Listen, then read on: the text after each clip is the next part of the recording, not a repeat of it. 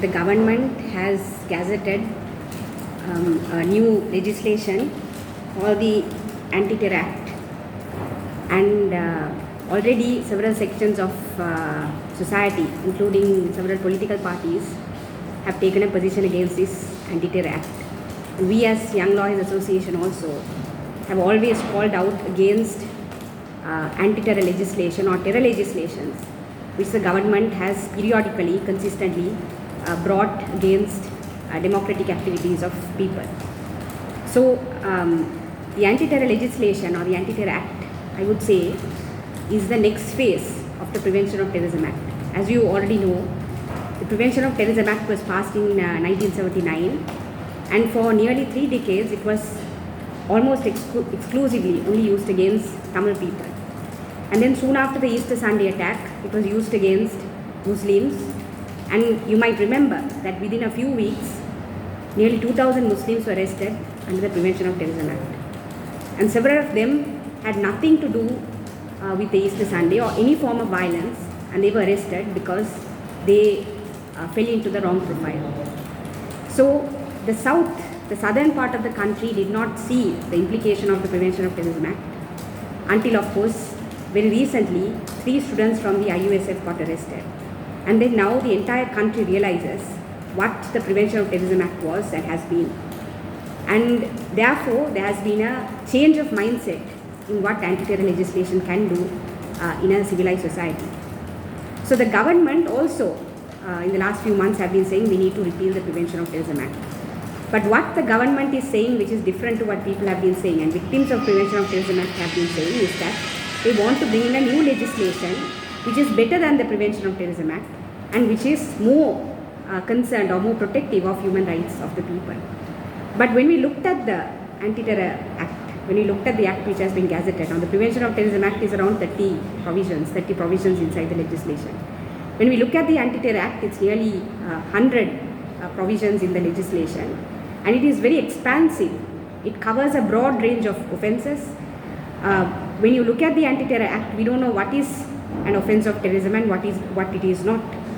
But what is obvious is that the Anti-Terror Act is making democratic dissent, is making trade union activities, it's making civil society activities, it's making publication in newspapers, it's making merely speaking against the government an act of terrorism.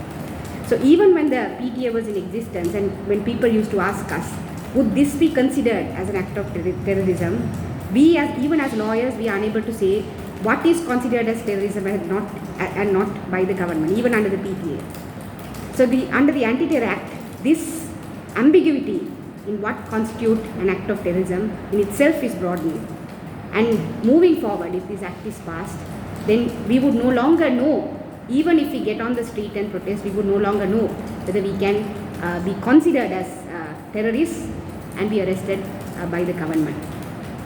Just to go into some of the specific provisions of this Anti-Terror Act, the Prevention of Terrorism Act had a provision called the detention order. The detention order is basically the president can get up one day morning and decide that one of us is a terrorist, and he is able to arrest us, or he is able to detain us by issuing a detention order. Now this detention order for the past, since the existence of the PTA, has been abused, where the president has even detained people who have spoken against the government. So that has been under the PTA. Now what this Anti-Terror Act does is that instead of giving the powers to the president, now it expands the powers to all the DIGs. So the DIGs can now issue detention orders, and under those detention orders, people can be detained. And the problem with the detention order is that it subordinates the judiciary to the executive, and now under the ATA, subordinates the judiciary to the police, because once a detention order is issued, the magistrate cannot act on its own and discharge a person or release a person from remand. So the ATA also subordinates the judiciary to the executive. So this is just one provision. Another provision is the armed forces now have power to arrest people. Armed forces have never had power to arrest civilians under ordinary law. So when you have provisions, permanent provisions in the ATA empowering the armed forces to arrest people, then you're militarizing a civilian space, and you're permanently militarizing the civilian space and democratic spaces in Sri Lanka. So permanent militarization is also introduced through the ATA. Another very interesting provision is that it says that once you're arrested under the PTA, once you're arrested under the ATA, and then suddenly you express remorse in a court of law before you're convicted, if you express remorse, then the Attorney General has the power to completely discharge you or basically remove the case against you, even after you have been charged. Now it sounds very nice that if you express remorse, suddenly you can be discharged of all offences. But what this does in practice is that the state can arrest you and detain you and keep you in remand for several years, and then when they don't have evidence against you, they can intimidate you into saying that if you express remorse, we are going to just discharge you. So this has been happening in the past also. This has been happening illegally in the past. But what the ATA does, if you look at the arrest provisions, if you look at provisions against people, if you look at provisions against dissent, if you look at the remorse clause, if you look at the detention order, what the ATA actually does is, whatever the government has been doing illegally in the past, now this law attempts to make it legal. So whatever the government has been doing illegally in the past, now it becomes lawful. And then we all fall under this offense called terrorism. Finally, I just want to touch on this ideology of terrorism. Now, some people argue and say that, we can tweak the ATA, we can make it better so that problems in the ATA will not be applicable to the people of Sri Lanka. The problem with the ideology of terror is that what the government does, it makes us believe that terrorism is somehow an exceptional offense to, let's say, murder or rape or whatever. Terrorism is somehow an exceptional offense. And they use the word terror because they want to instill fear in us. They use the word terror because they want to instill fear in us. Terrorism is essentially offenses against the state. If you use violence against the government, or if you use violence against the state, then that is what terrorism is.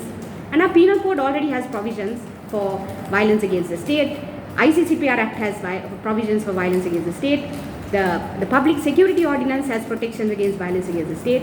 So we already have this huge regime of legal provisions to protect us when there is violence against the state. So why does the government keep telling us about this terrorism, and why do they keep forming this ideology called terrorism? Because the moment you say that this is an offense of terror or this is an offense of terrorism, then we become really afraid, and then we, on our own, without any kind of compulsion, we are willing to surrender many of our democratic rights, including the right to protest, including the right to dissent, including the right to speak, to the executive and say, we have surrendered this right to you, now you protect us from this act of terrorism. And history has shown us that the executive have used this fear which has been instilled against us to curtail our democratic rights.